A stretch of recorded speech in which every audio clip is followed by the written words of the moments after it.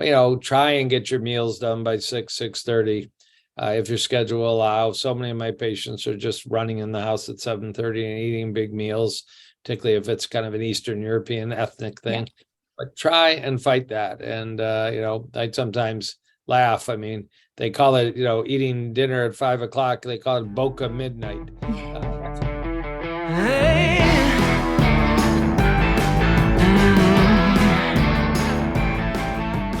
Well, hello there, Dr. Kahn. So happy to have you on. Oh, I wish I was with you in Miami instead of, it's a ritual now in Michigan where I am that every Friday we're getting like a squall. So we're going to get hit again. I mean, it's not like Hurricane Ian, but I'll share your sunny complexion and smile here from cold and bitter Midwest United States.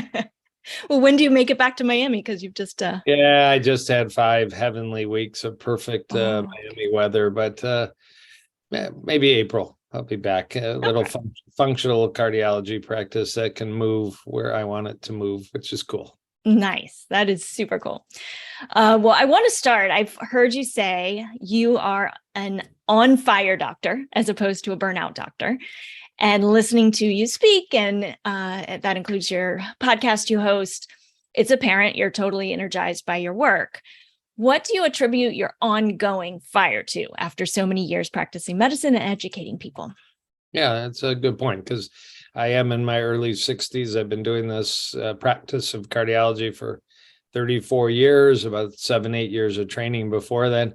It's a long time, and there's a lot of requirements. I take it seriously. I got to answer emails and texts and see patients and look at their labs and adjust. I mean, I love it all, but it's not like fitting you for a wedding dress and not seeing you again for 25 years. It's an ongoing, intense relationship. That was a bizarre analogy I just made, but I can't think of another one. No, it's not like a one-time relationship. And it is the amazing need in my field, for sure. I think it's a lot of fields, but as a heart specialist, we are so poorly managing the prevention of heart attacks and strokes with early assessment, starting at your age. What are you, about 25? Starting at your age. And, I'm turning 43 this year. God bless you. You're looking good. But literally defining early in life, you're at risk, you're not at risk. You should, really embrace lifestyle. We're not talking drugs at a young age, but, how critical is it to really embrace lifestyle? Of course, I'd like everybody to do it, but the reality is not everybody's going to really embrace it. There's such a pressing need. That's one answer to the question. And there's so much potential to truly drop heart attack, stroke, early death rates across the United States. It's such a simple program. Number 2, it's not being taught. So there has to be some people that stand up and like scream out loud, I'm mad as hell and I can't take it anymore. Mm-hmm. Enough heart attacks. And 3rd is the pace of the science. I mean, I guess I'm a scientist. I've done research in the past. I've published papers, but I am just a junkie for reading the latest, the greatest. How did that change? What I need to incorporate? What I need to bring in my practice? How can I better patient care? And a lot of it right now falls under a title, precision medicine. Mm-hmm. We're really, really bad at individualizing patient care. Why do you get different recommendations than your friend or the next person in the waiting room or whatever? And we're getting better at it using artificial intelligence and genetics and genomics and microbiome and the rest. But it's really there, and it's the best medical care I've ever seen. So I don't want to stop, because I want to ride this out for a while and see where we're going in the longevity world and the prevention world. It's good stuff, and it isn't really elitist. Some things are expensive, but a lot of this stuff is, lifestyle is not expensive necessarily, and getting tested appropriately isn't necessarily expensive. So it's relevant to everybody. Awesome. I have a lot of really interesting questions that I want to ask you, like specifically about medicine and specifically related to. I'll just say, if you just popped in my clinic and said, I don't have any problem, but curious, I eat a healthy diet and all, just simple blood work, obviously what's your vitamin D, what's your B12, what's your omega-3 blood level, a very simple blood test nobody gets, what's your homocysteine blood level, your C-reactive protein. Of course, I'd like to know at least your basic cholesterol level and something called your lipoprotein A. I mean, 8-10 tests you're not going to get at your general internist. You'd have to be in the functional medicine world. There's places you could, pay on your own and get the labs. And I see this in patients bring their 18-year-olds or 20-year-olds, and they're so metabolically messed up, and there's so much joy in getting them corrected at age 18 or 20 through nutrition, through supplements, through fitness. We're not talking drugs at that age. So, I mean, even just, righting the ship a little bit when you multiply it by your young age and all the years ahead of you, it's a huge difference. And truly, there's a little hashtag I use all the time: test, not guess. It does take, you got to check your blood pressure to know your blood pressure. You got to take some labs to know your metabolic, vitamin, nutrient status. As you get a little older, you might want to do more advanced stuff, but I wouldn't do any x-ray studies on a young filly like you. It would be not appropriate. Well, before we get into some specific questions, would you mind just sharing kind of your backstory in a nutshell, like how you got so passionate about heart health and using plant-based nutrition as medicine? Yeah, about 4 or 5 bullet points through my life. I was born with a heart murmur. Caused my mother and my father great grief when I was a few weeks old. I was assigned a pediatric cardiologist. Obviously, I don't remember that first year, but I did have some cardiac testing. Long story short, I'm fine. It all was a little hole in the heart that healed up. But I started going to a pediatric cardiologist by age 10. If you would have asked me what I want to do, I want to be a heart doctor. And there were no docs in the family. There were good people, but they were more in retail and merchandising. So I made a decision pretty early. Number 2, I grew up in a Jewish home where we kept kosher. And I, therefore, at least for a minute, thought before I ate, does that have bacon? Is that a cheeseburger? Is there pork in that? And, that momentary pause before you open your mouth is rare. We call it mindfulness, and all. But it was kind of built into me at an early age. And when I attended University of Michigan, where I was accepted at age 17, they had a program where you got accepted undergrad and med school combined. So it's really a wonderful program when you're that young. The dorm only had a salad bar that met my dietary needs. So I started transitioning rapidly and almost completely to an all-plant diet at age 18. And interestingly, at the same time, my parents went to the Pritikin Center, totally unrelated to anything going on in my life, just a little health cleanse. And my mother came back making lentil loaf rather than meatloaf. And I'd come home on the weekends and there was a lot of plant-based entrees. So I'd been plant-based, now 100% for years, but really essentially for over 40 years.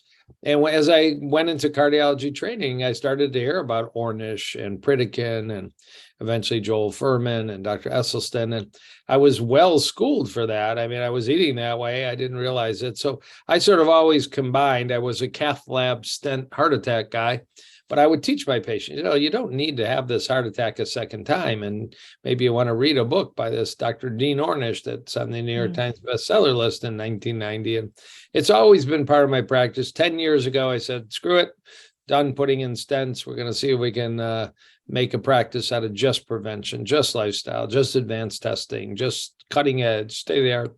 It's been a wonderful ride. And that's why I'm excited because, there's an old business book called Blue Ocean, Red Ocean, that if you're doing the same thing everybody else is doing, that's called a red ocean full of bloody competition. You can make a success by being superior, but you're just another cog in the wheel. Blue ocean means you're kind of in a field where nobody else is in. And right now, really preventive cardiology, particularly integrative, plant-based preventive cardiology. I mean, I can't find 10 other people in the country kind of doing what I do day to day. So you got to be excited about it. And there's sort of a responsibility. I mean, I could go play golf, but I'd rather see 8 patients and, maybe, change some lives for the better. Good stuff. Great stuff. All right. So I would love to cover some topics in our short time today that have a lot of conflicting and misinformation surrounding them. I have a whole list to go through, but we'll see how far we get. Sure. Now, taking into consideration, I think most of our audience is relatively, has some relative good knowledge, right? And it's doing pretty well. Can we talk about cholesterol first? And this is something, and I'm going to kind of sprinkle in my own story because high cholesterol runs in my family, and I've done a ton of research myself, and I've got like borderline high cholesterol. I've been vegan for 20 7 years. I've been primarily whole food plant-based. What do I need to be concerned about? What do I need to be doing? Can you talk a little bit about that? Because I do hear more and more plant-based people that say, I've got high cholesterol. What's going on? Yeah, and generally what we're talking about when you ask the question, we really are asking, what about LDL cholesterol? And does it matter? Because that's the primary focus of cardiology research and treatment. We care about triglycerides and total cholesterol and HDL cholesterol, but it's really LDL cholesterol. And I have to give a shout out. One of those blood tests that I would do on you if you popped into my clinic would be a second kind of cholesterol called lipoprotein little a. And maybe that was one of your questions. But very few people, unfortunately, are aware that all of us make LDL cholesterol in our liver, whether we're vegan or carnivore or keto or paleo. But 25% of us, 25, 1 out of every 4 people, get a genetic gift from their parents, one or both parents, where they can make 2 kinds of cholesterol that are potentially not very good for your artery health long term. The second one is called lipoprotein little a, discovered 60 years ago, available as a blood test for 20 years, cost you $20 or $30. 1 out of every 4 people could develop a heart attack, a stroke, a bad heart valve from a genetic input that is just one little check mark on the lab slip at your primary care doctor, your gynecologist, your internist, your functional medicine doc, your nurse practitioner. But 1 or 2% of healthcare providers in the United States check that extra box. You should ask. I've written 6 books. My last book to date is called Lipoprotein A, The Heart's Quiet Killer. It's full of amazing plant-based recipes, but it's also the only book in the world on the topic. And I really coach a lot of people what to do with their high lipoprotein A. But both lipoprotein A and, back to your question, LDL cholesterol, they're risk factors. They're not definitively indicating that you're going to develop plaque that could lead to heart attack and stroke. You might not. Get back to hashtag test, not guess. All the data in the world is that elevated LDL cholesterol is a risk factor. And I say a risk factor, not the risk factor. There's 25 things that cause aging of your arteries and put you at risk for guys having erectile dysfunction and the rest of us all having risk of heart attack, stroke, early death, family histories of heart attack. There's 25 things. There's your blood pressure, there's your blood sugar, there's your stress level, your sleep, obviously your diet, your fitness. There's the lipoprotein little a, there's something called TMAO, and I won't go on and on. You can measure at least a dozen of those 25 or 15 of those 25. We're getting better at measuring genetics. You can do a cheek swab. You can spit in a little saliva tube, send it off for a few $100 and really find out if you're a genetic time bomb. I went over that with a patient in the clinic today, a 52-year-old Greek dentist who genetically, he's messed up and he's got to work on his lifestyle even harder than somebody who genetically got good gifts. So when you put all that together, we've had data since I'd say the 60s and the 70s that you have to admit, and certainly cardiology, and I've got my foot in integrative lifestyle, vegan and medicine, but I mean, you have to be aware of what's going on in cardiology, that the major cause of plaque in arteries is the uptake of LDL cholesterol into the wall of arteries, causing arteries to get stiffer, calcified, hardened, and ultimately narrowed over time, which we call plaque, we call hardening the arteries. If you have a very low LDL cholesterol, people are born with a genetic variation where they have low LDL cholesterol for life. They have much lower risk over their lifespan of developing strokes and heart attacks than people that are genetically born with slightly higher LDL cholesterols for life, starting as kids. So if you have a crappy diet from childhood, you're probably going to have a higher cholesterol and LDL cholesterol from childhood. You're at more risk. If you somehow were eating well and then adopted a crappy diet due to maybe work stress and life stress in midlife, you're a little less risk because it's all area under the curve. How many years did you have an elevated level and how elevated was it? Can you be 43 years old, have a cholesterol of 300, an LDL of 200, and perfectly clean arteries under easy testing? You can, and that sort of causes the question mark. Cholesterol isn't always dangerous, but it'd be very risky to ignore that and not know your numbers at least. And there's not too low a cholesterol. That's the other flip side. There has been concern in the functional medicine world. Well, isn't cholesterol the backbone of sex hormones and vitamin D and cortisol? And isn't your brain made up of cholesterol? And just to dispel, there's a system in your brain to make cholesterol. When you go to your doc and you get a blood cholesterol of 182 or 212, that is not what your brain is seeing. Your brain has its own method.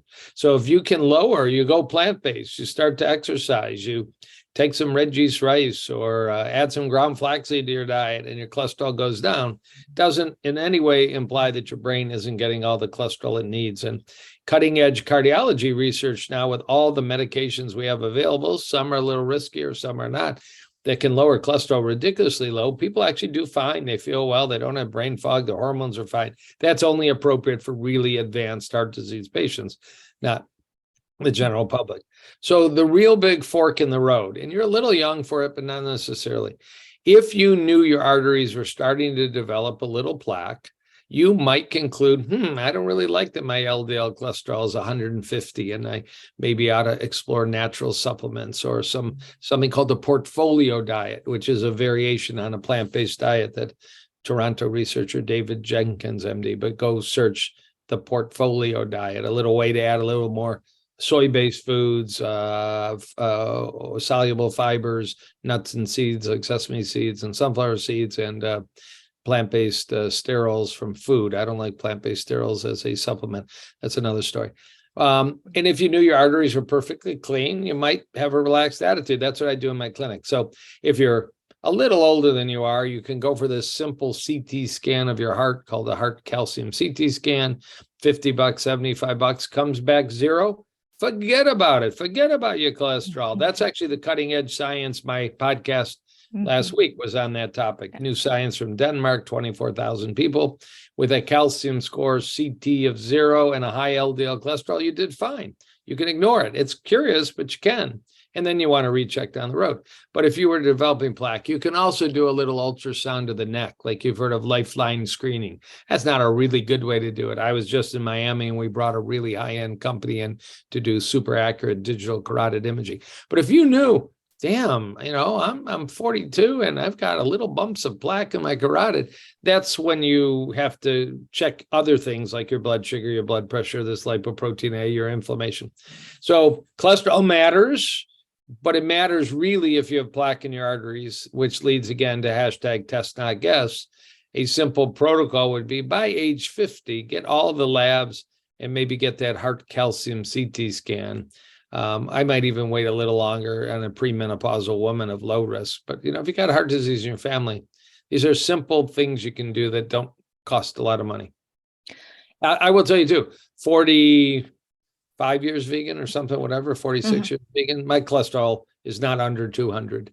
And there's a lot of ground flaxseed and a lot of tofu and a lot of sunflower seeds and not processed crap. I don't eat Impossible burgers. I don't do coconut oil. I am putting olive oil in my coffee lately. That's my tell us about that, because I was just about to ask you about coconut oil, if that's something that we should avoid if you are. There's a little buzz in the media that at Starbucks in Italy, they've created a line of drinks called oleato, which is like lattes and oat milk lattes that have a tablespoon of organic extra virgin olive oil. And they're bringing it, of course, to Southern California, and then they'll spread it. It's an interesting idea because I still have a substantial number of patients that are putting butter and MCT coconut oil and call it, of course, bulletproof creamy coffee. I'm very against. I've had patients have very bad outcomes. Their cholesterol shoots up like crazy. The difference is coconut oil and butter are very high in saturated fats, as well as they contain dairy, which a lot of people have intolerances to dairy and get irritable bowel kind of symptoms and gas and bloating. Whereas extra virgin olive oil has the whole Mediterranean diet experience, is generally reducing heart risk, being fairly neutral to cholesterol. It's got a small content of saturated fat, a chemical version of fat, as opposed to butter and coconut oil. So it's an interesting idea. I'm not pushing on anybody, but if you had to choose between the two, I'd rather you take a nice mug of black coffee, put a tablespoon of olive oil, and use it as a way to stretch your period without a big meal to lunch. Although I'm not a big fan of that progress. I'm a breakfast eater. The data strongly suggests breakfast eating is a good plan. Maybe work out and eat some breakfast. But if you're enjoying, skipping breakfast, this olive oil coffee thing is an interesting little twist. Coconut oil, as I say, it's about 85% saturated fat. Palm oil, similarly. MCT oil is sometimes super purified coconut oil using what's called the C8 version, the short chain version of coconut oil. It's debatable if it's healthy or not healthy, but overall, even like with the stodgy American College of Cardiology, American Heart Association, are beware coconut oil, where they're gaga about extra virgin olive oil. And I know there are some plant-based physicians, my colleagues, that are no oil, no oil, no oil. They're wrong. The latest, greatest data, if you have any interest, out of Spain, it's called the CardioPrev study, CORDIOPREV, 1,000 heart patients given 5 tablespoons of olive oil a day or none. They're flourishing on the high olive oil diet. And it really has brought into question the last 20 years of hearing over and over, no oil, no oil, no oil. So for most people, it's so much better choice than butter, ghee, and lard, super high saturated fat foods. Well, you just made my day, because I love olive oil and I put it on. I mean, maybe I'll ask you. I wasn't going to ask you about this because it's not maybe specific related to cardiovascular, but I love olive oil on kale. Like, I massage kale with olive oil. And now there's all these research studies that I'm seeing that eating raw kale is hazardous to my health. Do you buy into any of that? I don't. There's there's a talk that it's a goitrogen, that it can affect the function of your thyroid. I think in the whole world, there's 1 or 2 case reports of people eating, I think it was actually like 2 pounds of bok choy a day. I don't think it was actually kale. Okay. All the benefits, the fiber, the phytonutrients, the incredible chlorophyll load. What are you going to eat if you don't eat kale? You're going to eat, fried plantain or something? Right. No. So I'm pro, but I do like to rotate greens. Get some arugula, get some bok choy, get some iceberg, get some romaine, spinach. Although I'd like to rotate spinach. Just a few people get kidney stones from, like Chris Hemsworth, from crazy spinach content. It just makes sense to rotate it around a little bit. And purple cabbage, get some organic raw purple cabbage and chop it up and throw it in all your salads. Such a incredible superfood. Love it. All right. So you just mentioned, you're like mentioning all the things that I want to ask you about. Intermittent fasting. Yeah. Your professional opinion on that. Yeah. And that's just quick terminology. What most people are doing is officially called in the fasting world TRE, time restricted eating. I eat between 12 and 7. That's officially, according to my guru is Walter Longo, PhD, University of Southern California. The amazing book, The Longevity Diet, 2018. The amazing product, which is largely plant-based, except for a little honey, called Prolon, the 5-day fasting mimicking diet. We use that like gaga in my office with great results. Love the science. The newest science for Prolon, the 5-day fasting mimicking diet, was actually a skin analysis of incredible advances in collagen and skin appearance and cosmetic appearance. So it makes you beautiful to do the 5-day fasting diet inside and out, actually. That was in the literature about 2 weeks ago. But so time restricted eating, Doc, I have black coffee, maybe with olive oil, maybe with just black coffee, and I eat from 12 to 7. It sounds great, and people do flourish on it, and others don't. People lose weight on it, and others don't. But when it's been put to the test, a famous cardiologist at University of California, San Francisco, a friend of mine, Ethan Weiss, MD, he could not prove that doing that versus 12 hours of eating led to any advantage in his patient group. And he was a huge advocate of that. He was sorely disappointed when he actually organized more than 100 patients. So there was a study in 2022 out of China. We eat 1,500 calories a day and we eat it in 12 hours or we eat it in 6 hours. They were unable to prove a benefit. There's been a couple papers, scientific papers in the last couple months, one in animals that skipping breakfast impairs your immune health, and another human study that skipping breakfast. There may be a stress, to going prolonged periods without eating. It's stressful. Even the Prolon 5-day, you don't go without eating. You just eat 3 little snacklets a day that give you 800 calories, but you are providing consistent nutrition to your body. I was just saying that skipping breakfast scientifically has suffered some hits lately as being unsafe. And it goes back to that old statement. I don't know where it comes from, but eat breakfast like a king, eat lunch like a prince, and eat dinner like a pauper. I think clearly we want to try, except for social events when you're out and you have to live your life. try and get your meals done by 6:30. If your schedule will allow. So many of my patients are just running in the house at 7:30 and eating big meals, particularly if it's kind of an Eastern European ethnic thing. Yeah. But try and fight that. And, I sometimes laugh. I mean, they call it, eating dinner at 5 o'clock. They call it Boca midnight. That's late, man. 5 o'clock in Boca is late, but it's a good way to eat, actually. So, yeah. No, I've been trying to get my meals in early, and I'm like, wow, I feel like I'm, like grandparents. You think about like eating exactly. Yeah.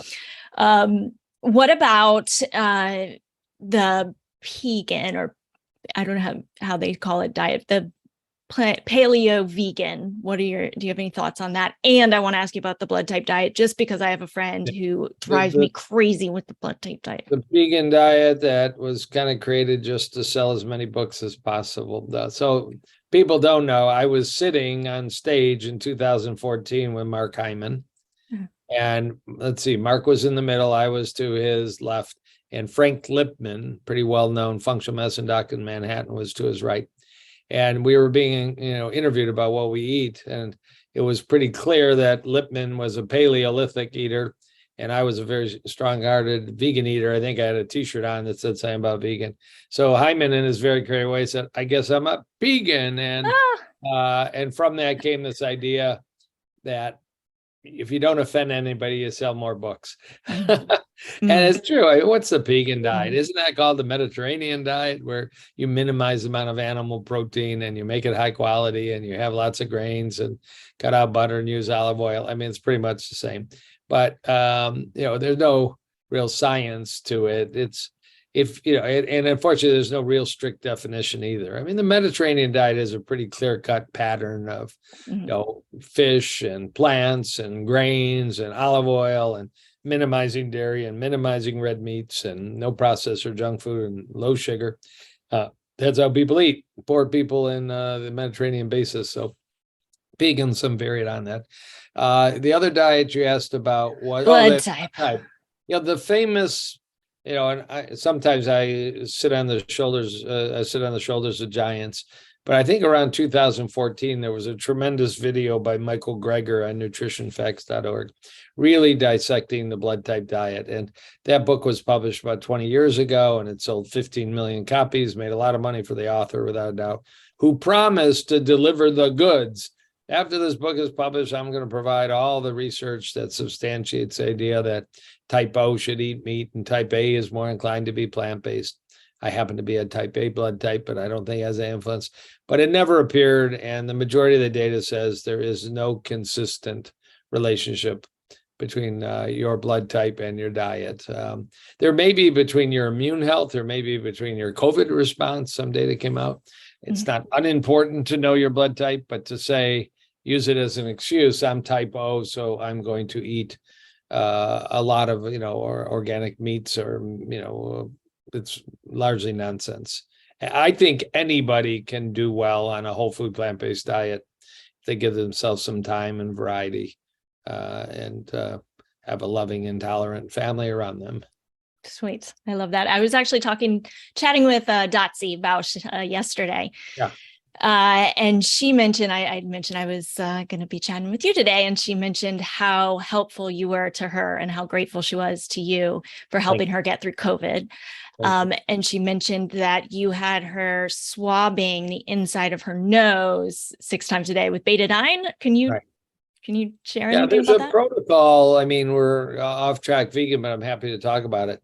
Obviously it was interest in early treatment of COVID, and there were drugs that were repurposed. They weren't horse drugs, they were human drugs. And they seemed to benefit people in 2020 and 2021 when people were so sick. But what clearly is substantial, and it's controversial, but what clearly is substantial in the literature for any kind of virus, whether we're dealing with the flu, respiratory syncytial, common cold, perhaps COVID, which fortunately most people are not super sick anymore. There's still people getting it. If you will gargle 4, 5, 6 times a day, it can be diluted salt water. It can be hydrogen peroxide diluted down, like maybe 1 part hydrogen peroxide, 4 or 5 parts water. You can do it with betadine, which is also known as povidone iodine solution. You buy it at the drugstore, diluted. Gargle, spit 4 or 5 times a day. It can really, there's a statement in medicine, dilution is the solution to pollution.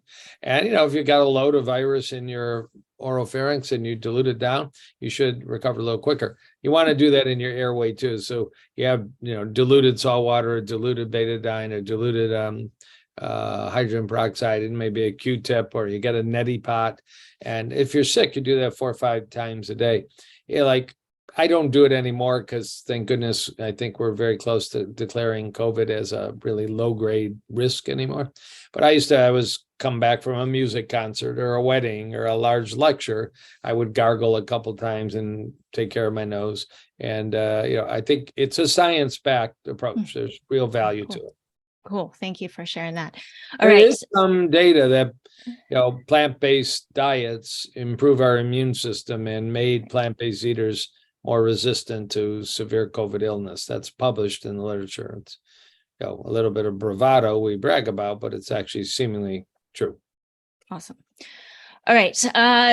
Monk fruit sweetener I had been using with the erythritol. Can we spend just a moment, since that's kind of recent, on your hottest science in America? Yeah. Well, Peter Attia, I get his newsletter, and he came out and said it was more harmful to be reading it and freaking out about it than actually be consuming it. So, well, the reality is we don't know. So everything starts with one paper in the scientific world, and then there's people all over the world have a reason to pursue it and validate it or discredit it or amplify it.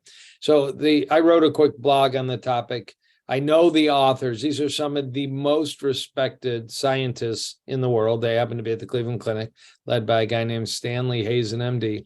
And about 12 years ago, he published a paper, this is what I wrote in the blog, that they had identified a molecule in the blood never found in humans before. They had to create a blood test. The molecule was called TMAO. Their research showed when you ate egg yolks and red meat, your blood level of TMAO went up. They checked it in a large group of heart patients. It seemed like the higher your blood level, which they created the blood test, the higher was your risk of clogged arteries. They went to mouse studies and looked like that TMAO might actually cause atherosclerosis to accelerate. And then they went to some volunteers and they fed a typical person in Cleveland a steak. Their TMAO level went up and their platelets got sticky, and they gave them to vegans, and the vegans didn't have a rise in TMAO because our microbiome is different if you're a hardcore vegan. But I guess if you're a hardcore vegan, given $250 to eat a steak in a research study, you might do that. And that was one paper. And did they get criticized? Yeah. Did the egg board like the paper? Did the meat board like the paper? No. They didn't come out. None of the researchers are vegan researchers. They didn't come out and say you got to abandon these foods. Of course, people like me jumped on the wagon. Now there is a blood test for TMAO. Now there are 2,500 research papers. There's an active field of developing TMAO blockers and other things. So the whole field has matured. The erythritol story is like that first paper. There was no blood test for erythritol, but they had some background reason and previous research to suggest that our bodies make erythritol. Maybe we make more when we're in poor metabolic shape. But there had been an explosion in the last 10 years with erythritol as a sweetener added to many foods, particularly keto ice cream, keto cookies. Mm-hmm. And they did the exact same thing. They did a general study suggesting maybe erythritol is related to heart disease. Then they developed this blood test, and they more specifically, in like 3,000 patients, big numbers in England and the United States, the higher your blood level, the higher was your degree of plaque in your arteries. Now, some of that may be coming from your own metabolism. Some of that may be coming from the foods you eat, no doubt. Then they went to the mouse model, and they showed that erythritol can make platelets stick together, kind of like they did with TMAO, which means you might have a increased risk of clotting.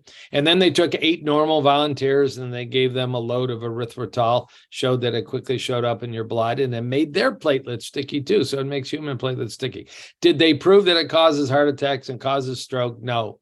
Are there going to be 1,000 papers in 5 years on this topic? Sure. Is there probably going to be a blood test on erythritol available in the future because of this as another way to assess your metabolic health and risk and all? There probably will. I think this is just one, opening the door a crack of what could be a very exciting pathway. I think we should congratulate these people. Everybody's been criticizing and they don't understand. This is like a huge breakthrough. Their request at the Cleveland Clinic is, what is causing heart attack and stroke that we don't know about? Everybody knows about smoking, diabetes, blood pressure, cholesterol, lipoprotein little a. What don't we know about? And what a fascinating research field that is. So should you use your erythritol sweetener or not? I probably wouldn't. I would use liquid stevia, although the risk to you is probably, infinitesimal to use it. But now that the cat's out of the bag, there's no nutritional value to using erythritol. And we really don't need to be eating keto ice cream and keto cookies anyways. If you're going to do the ketogenic diet, do it clean if you're going to do it. There was a paper in the medical literature, it's been, again, beat up all over the web, that people doing the ketogenic diet might have 2 to 3 times the risk of heart attack and stroke of people eating other dietary patterns. And the keto people are going gaga because it's not a perfect study. It's a study, not a perfect one. But that's the nature of nutrition research. Everybody gets threatened and everybody fights and pushes back. Understood. Thank you for that. All right, last question, because I know we are needing to wrap up here. You personally, what are some of your habits that you rely on to keep yourself as healthy and happy as possible? Yeah, you have to. We have to have self-care. I'm turning 64. I am an example to my patients. I write about it, talk about it on my podcast. Number one is sleep. I grew up in the medical era where it was absolutely routine to wake up at 4:30 and go to the gym for an hour and show up at the hospital at 6 a.m. and make those early rounds. And there were 2 of us always there before everybody else. We would high five each other. Not anymore. I changed my practice, but 2, the flood of data that, generally 7 to 8 hours, really working on it with all the sleep hygiene. And, if you need supplements, if you need a face mask, if you need a white noise maker, if you need to, get away from EMF and Wi-Fi and all the rest, do what you need to do. But sleep is in, get a home sleep study if you need to, tape your mouth at night if you're a mouth breather. I mean, there's just so much to say. Number 2, I work out every day, but you wouldn't call it a workout. My wife doesn't call it a workout. I do something. It might be 15 minutes of yoga. There's a particular pattern called the 5 Tibetan rites that I like to do because it's about like 12, 13 minutes. It's a very well-established same flow every day. It's not like Ashtanga. It's sort of got a ritual around it that it's an anti-aging longevity yoga flow, but there's a book written called 5 Tibetan rites, RITS. It might be other cardio and weights. And on a weekend, I'll up it. But there's so much data lately that 10, 15 minutes of HIIT training is really quite amazing. I have a little bike at home called the Carol bike. It comes from England. Anybody could get it, CAROL. That's a 9-minute bike workout that totally depletes all the glycogen out of your leg muscles and causes an increase in your oxygen consumption, like you just spent 35 minutes on the elliptical. It's pretty cool. It's a short time. 3, I eat very clean and very well. 2 meals a day, 3 meals a day. Always pack my lunch. I enjoy eating in restaurants. I'm picky, but a little more relaxed. It's always plant-based. 4, amazing extra virgin olive oil. 5, supplements. I take, a variety of supplements, magnesium, CoQ10, vitamin D. I take plant-based kind of replacement supplements. I don't think it's a major apology. All my meat-eating patients have huge nutritional deficiencies. So one of them today has no omega-3 in their body because they're eating meat all the time. Wow. You don't have much brain power there if you have no omega-3 in your diet or you don't supplement it one way or another, and your triglycerides and your metabolic status is off. A sense of humor, sense of faith, mission, purpose, all those things. I'm far from ever bored. But I can, what do they call it in the blue zones? Slowing down, downtime a little bit, have to do that. Got puppies all over the house, so rescue puppies, which are nothing but a bundle of joy. Yeah. Connection to family, connection to friends. I think it was any other. I have a lot of weird. I have infrared sauna in my house and photobiomodulation, red light panels. I'm kind of a, not a full blown biohacker, but pretty close to it. I think PEMF pads. I was very skeptical about them. Pulsed electromagnetic frequency pads. A little bit elitist because they're expensive.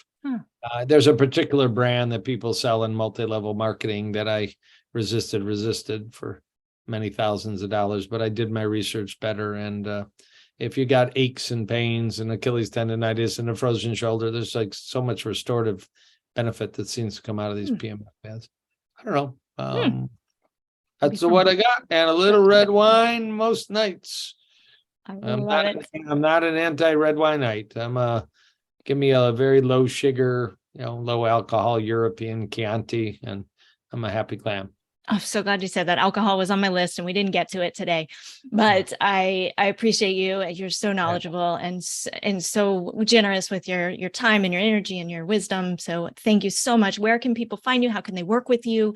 Tell us. Yeah, I'm in Detroit, but I'm sometimes in Miami. I'm licensed in about 20 states, and I do a lot of telemedicine and, preventive integrative cardiology. I love it. I have a website, Dr. Joel Kahn, DrJoelKahn.com. And there's a weekly podcast and blogs and I don't know, a couple of videos and some fun stuff. I got 6 books out. So I appreciate it so much. You're doing great stuff.